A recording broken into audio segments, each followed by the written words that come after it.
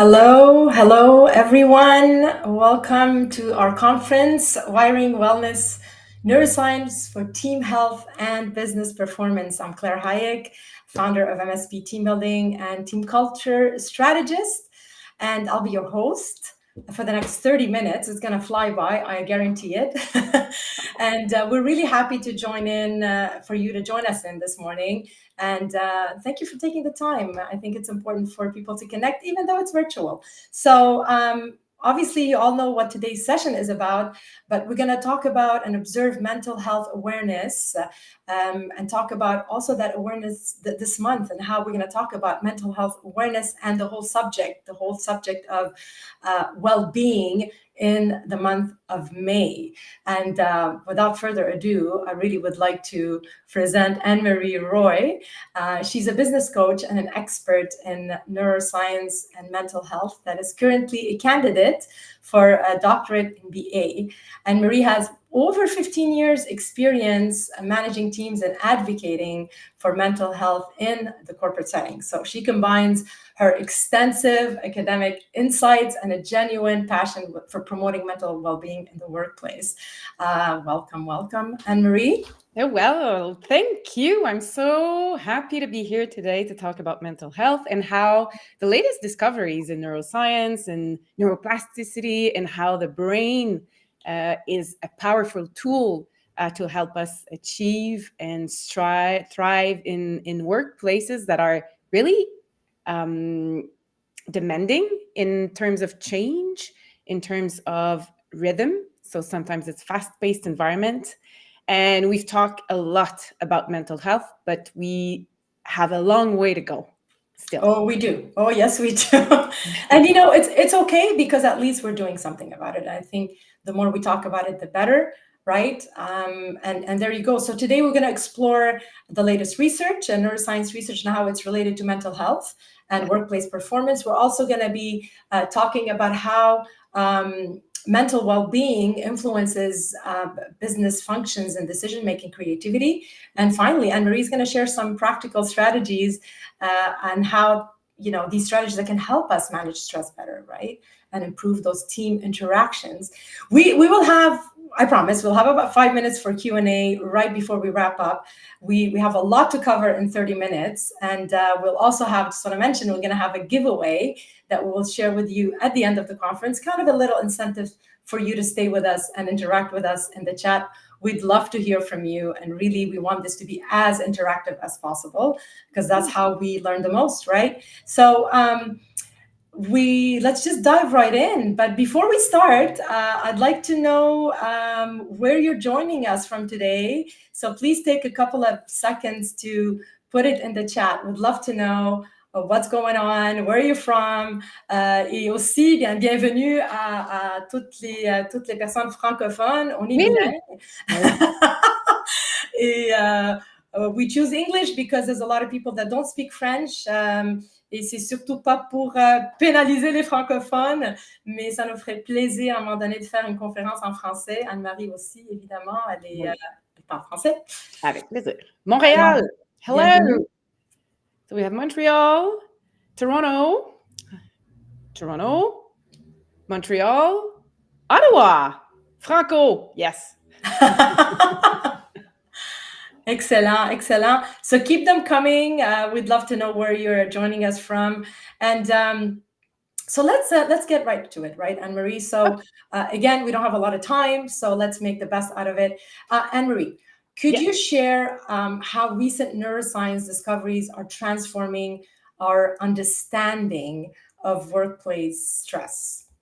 So the major discoveries that neuroscience made, and neuroscience is really the field of research of the nervous system, including the brain, of course, where there is neurons. So those cells are everywhere in our body, which is very exciting because we talk about the brain, we talk about the mind, but it's all over the place. It's all over our body as well. So what we know now, thanks to neuroscience, is that we are not stuck with the brain we inherited when we were born.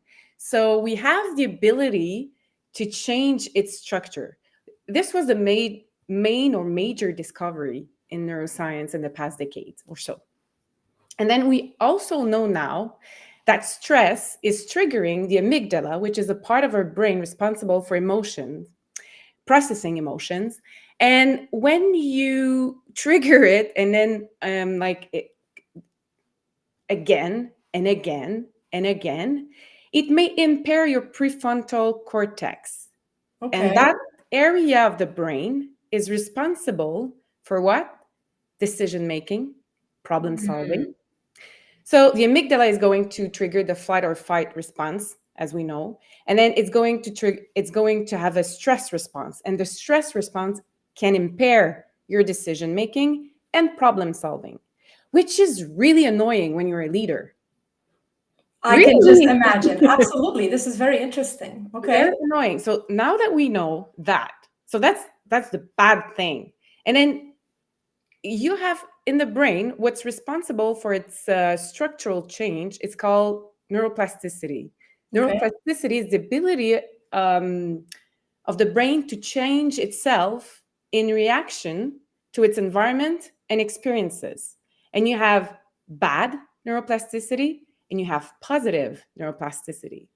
And negative neuroplasticity is going to enhance, or you're going to have more symptoms.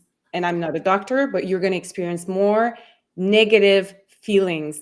And negative feelings are leading to what? More stress, more. And I don't want to go into deep into the technical stuff here, but bear with me. So if you have... You'll be surprised. I think a lot of our participants might be very interested in this. And please do put it in the chat to see if you're interested in going scientific on you today. Share it with us. Go ahead, Anne-Marie. Don't negative neuroplasticity can impair your judgment in terms of decision making, problem solving, as I said. And then what can happen is also that it's like when you have a lie detector. So your body's going to have reactions such as your heart rate is going to go up. You're going to be more sweaty. You're going to be hot. You're going to have negative body reactions as well. Okay. And it's not good for your body because you can have what? If you're always under stress, and then you're always having body reactions related to stress, you don't sleep well, you have your heart rate goes up all the time, you might end up with what? Heart disease, maybe in the long term, burnouts, depression, and anxiety, and stress. And the fun thing about this, Claire, is that it's not fun, but we all experience stress. Everyone experiences. We should be experts at it. We should be experts at managing stress because everyone has stress. Well, we aren't. We're still struggling with managing stress and anxiety because of the external events that are happening to us. But the power of the brain lies into how we react to it. So as I said earlier, if we were connected to a lie detector and we were guilty of something, and then we're being interrogated by a detective, and then we're like, oh no, I'm going to get caught. And then you have those body reactions that are definitely linked to your brain, to your brain reaction, your emotions are processed through the brain. So there's no thought that doesn't have an emotion. Right. They all have one linked to it.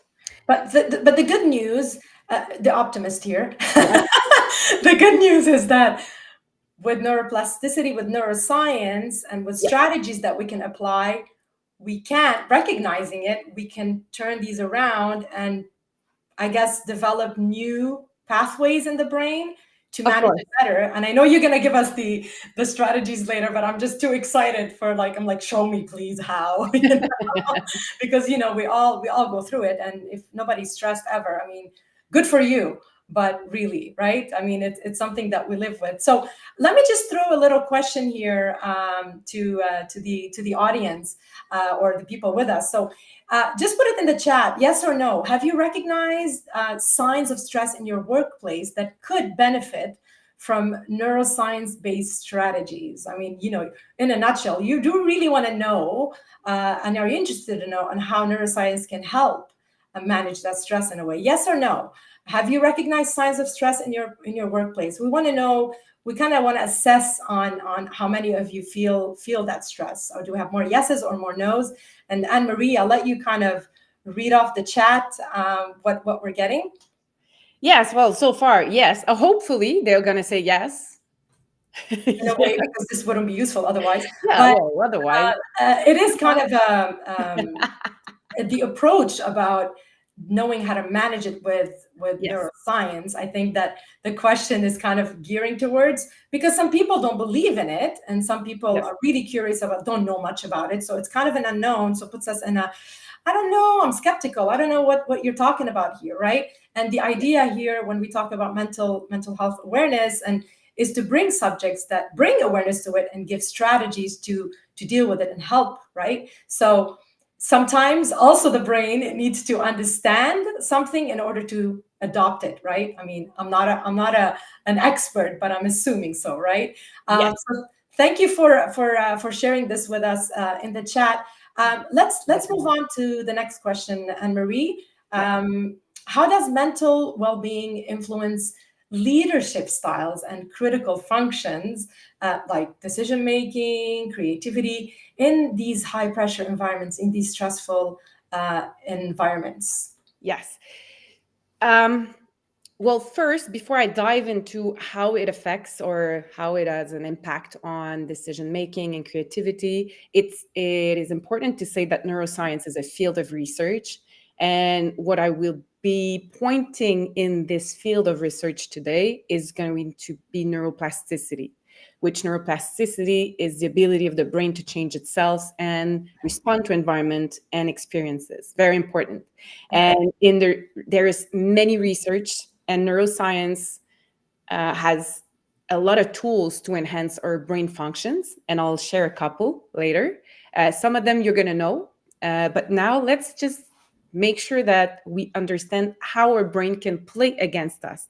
And the thing here is that there's a lot of positive things we can do, but let's just look at what's happening when we don't take care of our brain and when our brain works against us.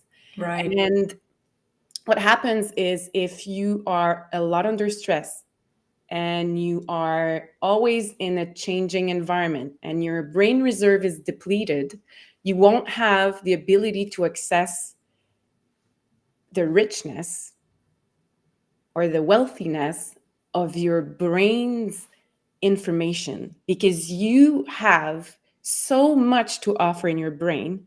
The thing is, how can you access it when you're under stress? You can't. It's like your neurons are like blindfolded and are like, or just don't know what to do. You don't have access. It's like when you go to the shop, and then, or you go to your house and you have a lock with a PIN number and you can't remember your PIN number that you've used like 1,000 times. How can I not have access to that 4-digit number that I've used 100 times, Yes. 1,000 Yes. times? And now I'm like, what? I can't access it. Can you imagine? You can see that you cannot access it.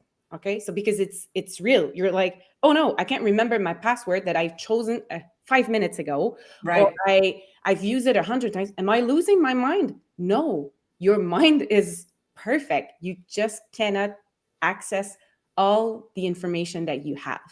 So what happens is, when you're in a decision making process or solving a complex problem, and you're under stress, or you're having anxiety, or you're tired, you lack focus, what happens is that you don't have access to everything you have in your own brain. You're not full potential, and you don't even see it because you're in the action and you're going, and you don't even know that you're going to take a decision based on a limited amount of information, biases, and it's going to narrow down your creativity. It's going to prevent you from being the best leader you can be, and being the best leader you can be with your people as well. And sometimes we're going to see the limitations in others before we see it in ourselves. And it's interesting because that's what I'm going to share in the next question. So I'm going to stop talking now. So I just want to. Very interesting. I mean, it is very interesting, and I am so. I mean, something you said that it really resonates with me, and I don't know if it resonates with everyone here, but specifically that situation where you're under stress and you can't think straight, and something as simple as a decision or just information and you've used all the time, and now you're going blank. Why can't I just say, I mean, in all honesty and with full transparency, and those that know me know I'm very transparent. When I started this stream, I was a bit nervous. I always get nervous at the beginning. I mean, it's just who I am. Okay, I get a bit nervous, and then I'm all, it's all good, right? I was mumbling. I mean, why was I mumbling? Talking about stress. I mean, I think that I didn't have access to the natural, I know this information. Why am I just blah, blah, blah, blah, right? So this is it's like I never really thought about it that way, right? Yeah, and my emotions getting in the way. But and it's you all notice it. You notice it because you're very mindful, because you're like, I'm mumbling. I know how to do those things. yes. I'm What's a going on, right? Yeah. Yeah, and it's the same thing for me. Every time I start a conference or I start something, I have that level of stress that I change, and my perception of it as excitement to Right. make sure that my brain uses it on the right way. And I'm being mindful is also being able to say it, to Right. express it, Yeah. and then whew, Yes, goes right. The on. relief after. The relief It's after, amazing. it's Yeah. amazing. Yes, and Yeah. then, but you were able to notice it. If you can't notice it and you end up taking decisions without knowing that you don't have access to your full potential, brain potential, this is when it becomes dangerous and you cannot become the best version of the leader you are. Right, right. And I'm actually curious. I think we have a lot of fans of neuroscience here, but I would also be very curious if some of you kind of skeptical about this and going, really, neuroscience is actually going to help my leadership skills. I mean, everybody talks about leadership, how we can improve them and how we can manage our teams better. But not often, we don't talk often about neuroscience. And I'm actually curious, like, do you really think that if you understand more in detail brain science, that it could revolutionize in a way your leadership skills and team managers? Yes or no? Simple in the chat. We want to just assess where we're at here. Do we have a lot of skepticals? Do we have a lot of, please tell me more? I'm applying this tomorrow kind of thing. And yeah, let's take a look quickly at the chat. What do we got, Anne-Marie? We got yes, 100%. I defy anyone to say no. I'm like, yeah. No pressure. Yes. Well, the brain is the source of everything. So yeah, for sure. Well, thank you for all of you for commenting. So let's get to it. This is it. I mean, we're all very excited to learn. To get, for you to share, Anne-Marie, 2 or 3. Again, we don't have a lot of time, but we'll make the most out of it. 2 or 3 practical strategies for applying neuroscience to improve the team management, our leadership skills, and get rid of that stress. Please help. Right. Okay. And I'll start with an example. Really simple. Something you can do when you see that someone else is really negative in their speech. Okay. So they're talking in a negative way, because negative people is going to influence your energy level, but as well as your neuroplasticity. So I used to rent an office in a co-working space. So I had an office there, and every morning I would walk in, and my neighbor would talk to me, and she would start her conversation with something like, oh, it's bad weather today again. It's incredible how Quebec is the weather in Quebec is so bad. I wish I was somewhere else. Eh? You seen raining again? And I would be like, hi to you too. Well, you know what I do when it's a rainy day? It's cocooning. And then the next day she would go on, and she would storm out of the bathroom and say like, oh, I can't believe they keep calling me when I'm in the bathroom. And then so annoying. People keep calling me when I'm in the bathroom. Like, oh, always leave my phone in my office if I have to go to the bathroom. That way I make sure no one is trying to disrupt me when I'm in the bathroom. Right. And then so that positive, I guess, bringing the positive twist to it, like getting it differently. No, it's reframing. Reframing. I love it. Reframing. Okay. So those examples are really important because I'm pretty sure everyone who's listening are like, oh yeah, I have someone in mind. I know someone who does that. So reframing, so especially if you're a leader and if it's an employee who's always on a negative side, well, reframe what they're saying and bring it on the positive side. After Right. 2 weeks, she stopped talking to me and she just said, hello, how are you?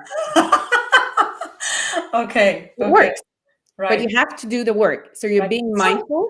I'm curious about this because, and I'm going to be very straightforward with this. So when we do something like that, sometimes, and I know I've been judged with this, and the optimist. Oh yes, Claire, always seeing the positive side of things, and so in a way, what this does, it might change their mindset and help them, but what it does, it protects you in a way from those negative vibes or energy or toxic Yes. environment. So you're Everything kind of we protecting your little bubble in a way, right? Whether people Ye- like it or not, is that yes, the aim? yes, Okay. 100%. And the thing is, we experience the world through our senses. So what Right. we hear has an impact. It's directly going into our brain. So Right. if we see, we hear something negative, if you're always watching TV shows that are negative or that have Mm, drama after drama and people dying and it's violent, definitely you're not helping your brain. okay. Okay. So because you're living the emotions, you're gonna be in an environment where it's not positive. So those choices are also very important for you. But in a workplace environment, reframing will be your best tool. It's Mm, going to be your best tool. And you're gonna see you're changing your response, your answer to the person's gonna change. How right. long is it gonna take? I don't know. It took me 2 weeks with that lady, but you don't know. But the thing is to be consistent. Yeah. There's nothing hard to do.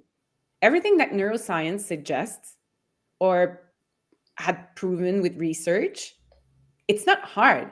It's we don't do it We're because not, I don't think we're conscious enough. And I no. think the more we Yes. practice it, the easier it gets. And it's just like that message going, oh, here I am, here I go again, being more negative or whatever it is that, you want to get rid of. One thing I find that helps me and that gets me to snap out of, negative thoughts. Sometimes, we're stressed and think about things. It's like, it's not working, or we always have problem with this thing, so I learned this from a coach actually, and she told me, just reframe it. I'm using Yes. your words here, Anne Marie. I'm a good student. She says, "I look forward to such thing working." Or Yes. I look forward to finding and recruiting the perfect employee. I look forward to, as So, opposed to, we yes, can and never find anybody. that Everybody's putting on us, right? that could be the second insight would be instead of lacking on what you don't have, Mm, um, focusing on the lack, you focus on what you have. So let's say, oh, uh-huh. I'm really tired today. All right, what do you have? You have a bed, you have a chair, you can take a Right. 20-minute nap and you'll be fine. I don't have money. All right, what do you have? Do you have a computer and a phone and you can call someone and make money? Or I don't have the body I want. All right, what do you have? You have legs and arms and then you can go I walk. can walk, I can Yeah, breathe, I can, okay. right, the gratitude, actually, it brings back to the gratitude, right? It brings back what you have to achieve what you don't have instead of focusing on what you don't have. So that could be the Right, second thing as leader as well. If you're always looking at what you don't have, or even employees are focusing on lack, let's say, okay, all right, so what do we have right, to make it happen? So that's right. the second thing. And there's another very interesting tool, which is called the daily check-in, which Okay. is like a 5-minute stand-up meeting, 15-minute stand-up meeting with the the intention of asking everyone in a room, what is your level of stress between 1 to 10? So for example, you have a colleague in the morning, so everyone in the team, all right, and it becomes a habit. What's your level of stress from 1 to 10? Someone says 9. Is it personal or work related? Okay. Work related. All right, how can we help you? Is it personal? Yes. If it's personal, all right, we're going to cut you some slack today. Obviously, if there's a major issue, you're going to take it apart, but it brings awareness of everyone. And it's like, okay, if that person is a bit more like tense today with me, or they don't answer me, they don't smile, they haven't said hello, but in the meeting in the morning, we know that they are stressed because their kids are going through something, Right. then, or their parents are having health issues, we're going to cut them some slack. So that gives a lot of a mindfulness, and mindfulness is a powerful tool to generate neuroplasticity, which I said it's very important in having a great cognitive environment and fostering mental health in our own Right. brain. Yeah. And mental health is not the only the absence of illness. It's also being healthy mentally, even if you don't have any illness. Okay. Okay. Very So, interesting. and it's being more mindful and in the moment present, and acknowledging our emotions and our stress level is going to help everyone working together as well. So Right. that level is important. So if I summarize quickly here, we're ready to wrap up. I can't believe how time flew Yeah. by. So some of the strategy is changing your mindset, being conscious of it, and bringing the positive, so you can protect yourself from toxic people, maybe around you, and maybe help these toxic people indirectly. Second would be which we call reframing. The second one, Yeah, and it's important because it is how you're going to see it come right. into it alive. It's when you reframe it. Right. Yeah. And then the second one is recognizing what you already have. And then, it's like, okay, I might not have this, but I have this and this and that. So the gratitude. And third is taking that moment with your team, if I understand correctly, and assessing, doing a quick assessment, how we're feeling today, personally, professionally, in order to be a bit more emotionally intelligent toward each other, a bit more sensitive towards each other, and maybe give ourselves some space. With whatever's happening, because we're all human and we feel things, and of course it's related to the brain, right? So I just threw a question here quickly. These are 2 or 3 strategies that Anne-Marie shared, but there's way more, I'm sure. Yes, But way more. I'm just curious. Yeah, it's Way probably more. a whole Way more. doctorate on this. But have any of you guys implemented any neuroscience-based strategies in your workplace? Yes or no? Whether it's stuff that Anne-Marie mentioned, or anything else that you do want to share about, please put it in the chat. We're just curious on how many of you are already applying these, right? This knowledge. And Anne-Marie, again, I'll let you assess a little bit what we're getting from our participants. Do we have a lot of no's, or we have some yeses? Yeah, so we have empathy and gratitude. Yes, of course. Being grateful for is a powerful, actually, journaling. So Right. the art of journaling is a very interesting tool for self-reflection and being more mindful, really, really used by neuroscientists. Right. So because there is that. So if you talk about yourself in your head, to your mind to mind, Right. in your own head, there's no rapport de force. So Okay. so you have to get out of it to make sure that either you write it or you say it out loud, Right. so that you have a higher impact Right. on your mental discourse. Right. Yeah. So again, time is flying by. In theory, you have about 30 seconds. We're going to stretch it a little bit more if you want to stay with us. But let me just give you some information. If some of you have to go because you have meetings, please drop wellness in the chat if you want to know a bit more about this conference and how you can bring it to your workplace. If you found that this conference brought a lot of value, and I will be happy to send you information. Please do reach out on LinkedIn. You know who I am. Basically, if you have any questions, please drop them in the chat. We will take an extra 5 minutes to answer you. And if we miss you, it will be in the comments, so you can come back to this event and actually read Anne-Marie's answer. And just before we go to the chat, I do want to, again, because some of you are leaving, will probably drop out of this call. I did promise a giveaway, and I'm just going to put it here right on the screen. Excuse me. You can download my book, Engage and Mobilize Your Team for free. It's a book that I'm offering to you. Il y a aussi la version en français, Engager et mobiliser votre équipe. So if you scan that code, and Connor will let you put that also in the chat, the link in the chat, you'll be able to download it and enjoy reading it. It's also available on Audible and Amazon if some of you want to listen to it. I'm one of those. And quickly, want to just tell you about our next conference on June 12th with Francis Pichet, resilience mindset coach. And we're going to share 5 steps to building unstoppable and resilient leaders. Please scan the code to RSVP. We would love to have you again. I'll keep this on screen. And Anne-Marie, let's go to the chat and take the time to answer some questions.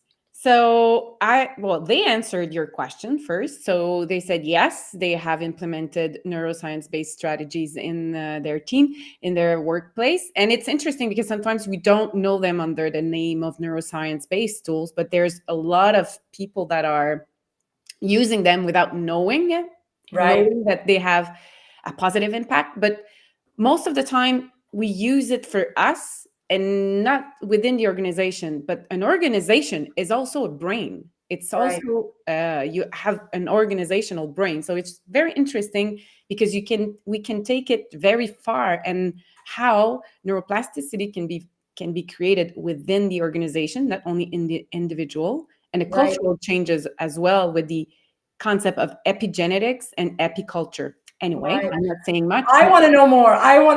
But I just wanted to read a comment from Heather. Thanks, Heather. I love the focus on harnessing the power of neuroscience.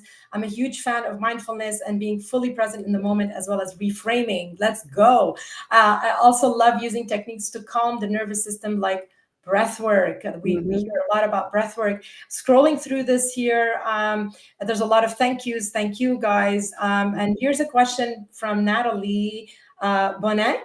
Nathalie Bonnet, bonjour. Any advice on how to reframe when a colleague is not only negative, but actually mean or discriminatory? Wow, that's a great question. And Maria, go ahead.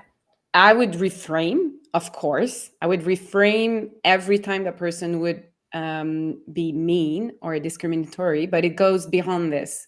It needs a coaching or a meeting where you address the situation, which is we're in coaching mode more than in neuroscience mode tools here. Is the person aware that they are mean or discriminatory?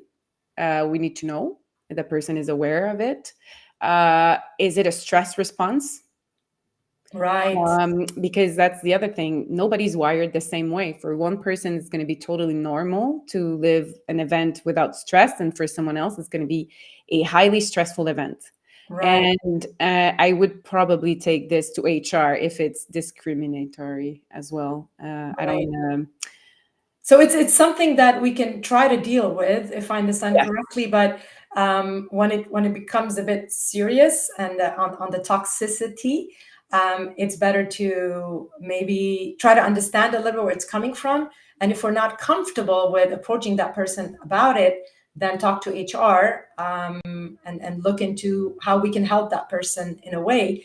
And sometimes I know HR professionals are more seasoned towards dealing with these situations, and a lot of times we feel that some employees don't want to be that person that goes to HR and tells about these things. But you got to understand that it takes courage to do that. But if you think about it, and Marie, and I don't know if you agree, if you think about it towards, I'm helping that person because they probably don't know what they're doing, right? In a way, then you're kind of bringing something forward that is helping all of you at the workplace, the people that deal with that person, as well as yourself, but also helping the person himself or herself, right? Of course. And Nathalie, if I may, you can also reframe the person saying, you just repeat the question. If they're saying something, you take their word and you're asking, like, I don't have an example, but you just rephrase and then you see what they're going to say. Oh, no, that's not what I mean. Or are they going to dive in and keep going? Very interesting. If I have a reading to suggest, Don't Split the Difference, written by an FBI negotiator. Very interesting. that could be useful for communication techniques in those kind of situations as well. Okay, can you say it again? Connor, if you can type it in the comment, it would be great. What is it, Anne-Marie? Don't split the difference. Don't Split the Difference, a book that you would suggest for Yes. our participants today. And this is by... Chris Voss, if I'm not mistaken, is a FBI negotiator. Okay, very interesting. Okay. And repeating what the person said with an interrogation, then see if they're going to continue on that path, or they're going to say, no, that's not what I meant. Have I heard right? You've said, and so on. And you wait.